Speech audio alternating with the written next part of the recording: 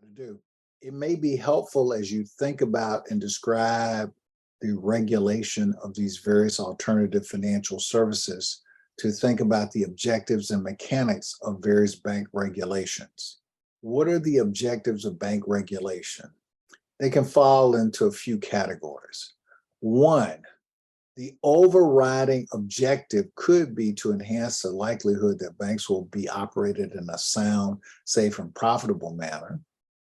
So, in other words, we're focused on the health of the financial institutions in the system, trying to keep them sound, safe, and operating in a healthy and profitable way.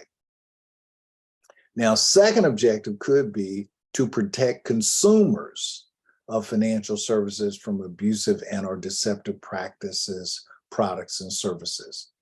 Now, you could have both objectives for a regulation, but they're not always congruent with each other.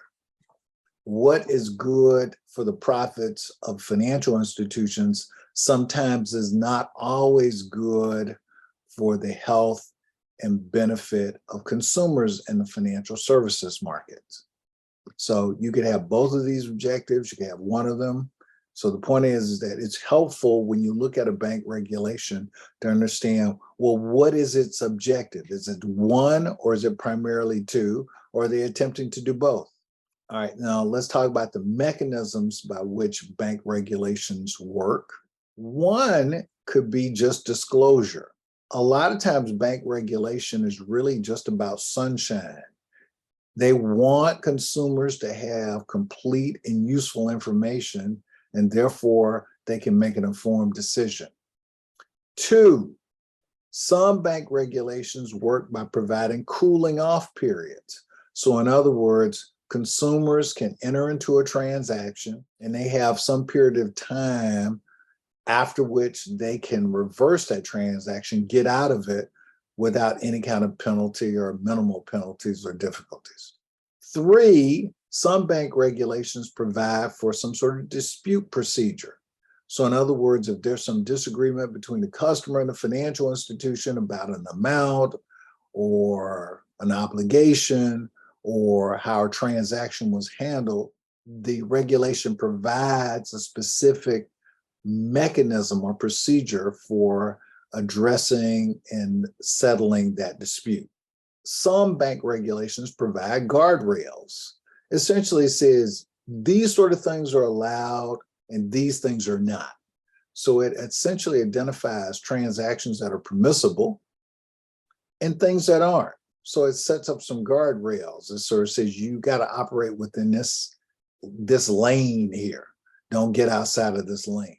And then five, some bank regulations provide civil and or criminal penalties for specific abusive and deceptive practices, products, and services. So in other words, they're providing sort of a stick that says, guess what?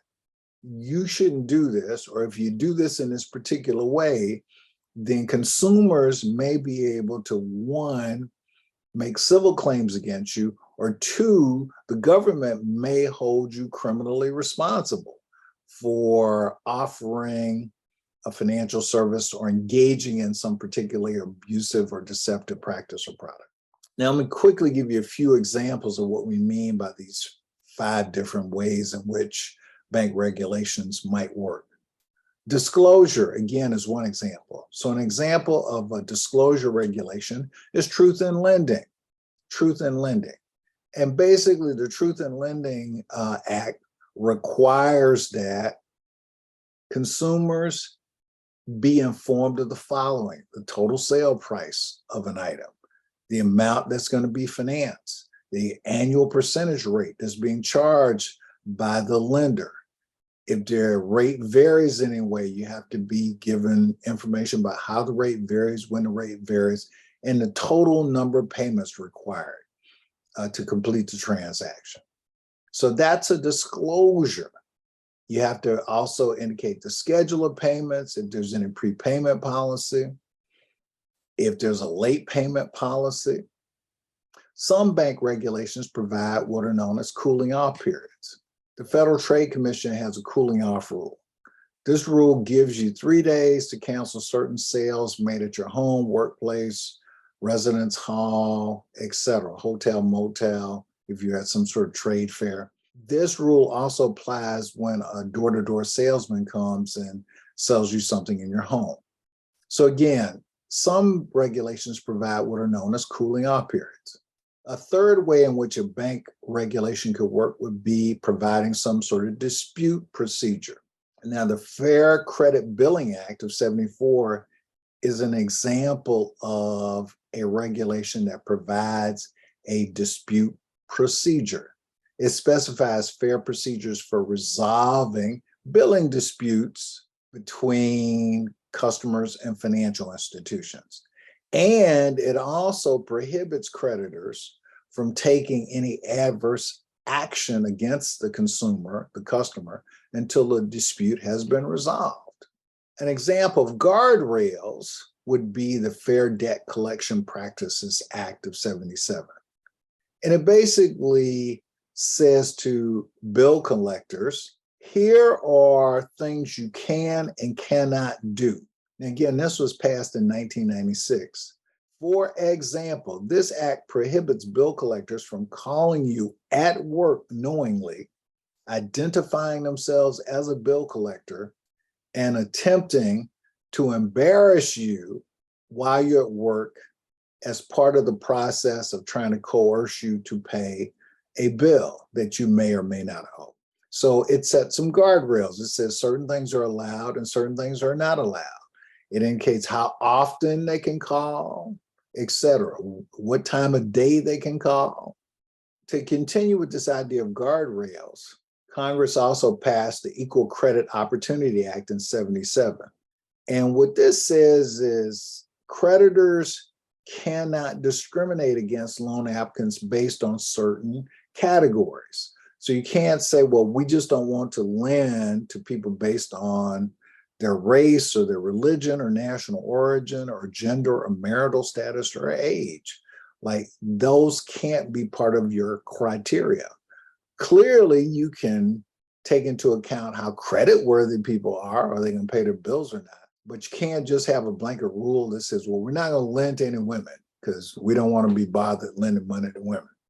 And finally, bank regulations can provide criminal and or civil penalties for abusive and deceptive practices. An example is like for over 10 years, U.S. banks management knew employees were using information from illegally collected social media accounts. So in other words, they go into people's Facebook accounts and Twitter accounts and et cetera, and using that to create fictitious customer accounts, setting up credit card accounts, lines of credit, etc., so that they could boost the profits of the bank. Now, in July of 2022, the Consumer Financial Protections Bureau, which is a federal regulator, announced that it had levied a $37.5 million fine on the U.S. bank for this activity. So again, one way in which bank regulations can work is by providing either criminal and or civil penalties for abusive and deceptive practices. Happy studying.